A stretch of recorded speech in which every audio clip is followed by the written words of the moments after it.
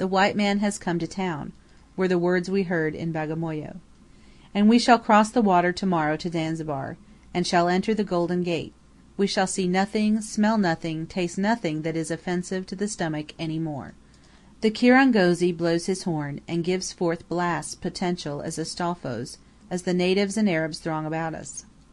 And that bright flag, whose stars have waved over the waters of the great lake in Central Africa, which promised relief to the harassed Livingstone when in distress at Ujiji, returns to the sea once again, torn it is true, but not dishonoured, tattered but not disgraced.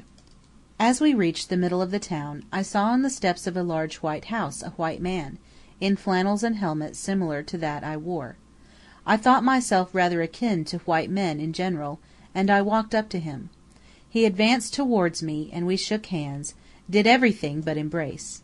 "Won't you walk in?" said he. "Thanks." "What will you have to drink? Beer, stout, brandy? Ah, by George, I congratulate you on your splendid success," said he, impetuously. I knew him immediately. He was an Englishman. He was Lieutenant William Henn, R.N., Chief of the Livingstone Search and Relief Expedition, about to be dispatched by the Royal Geographical Society to find and relieve Livingstone.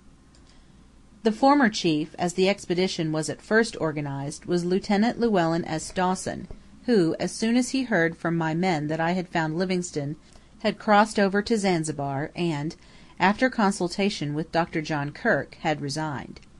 He had now nothing further to do with it, the command having formally devolved on Lieutenant Henn. A Mr. Charles New, also, missionary from Mombasa, had joined the expedition, but he had resigned too. So now there were left but Lieutenant Henn and Mr. Oswell Livingstone, second son of the doctor. "Is Mr. Oswell Livingstone here?" I asked with considerable surprise. "Yes, he will be here directly." "What are you going to do now?" I asked. "I don't think it will be worth my while to go now. You have taken the wind out of our sails completely. If you have relieved him, I don't see the use of my going. Do you?" "Well, it depends. You know your own orders best. If you have come only to find and relieve him, I can tell you truly he is found and relieved, and that he wants nothing more than a few canned meats and some other little things which I dare say you have not got. I have his list in his own handwriting with me. But his son must go anyhow, and I can get men easily enough for him." "Well, if he is relieved, it is of no use my going." At this time walked in a slight, young, gentlemanly man, with a light complexion, light hair, dark, lustrous eyes, who was introduced to me as Mr. Oswell Livingstone. The introduction was hardly necessary, for in his features there was much of what were the specialities of his father.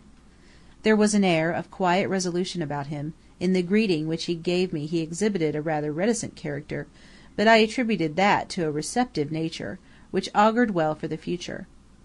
"I was telling Lieutenant Henn that, whether he goes or not, you must go to your father, Mr. Livingstone." "Oh, I mean to go." "Yes, that's right. I will furnish you with men and what stores your father needs.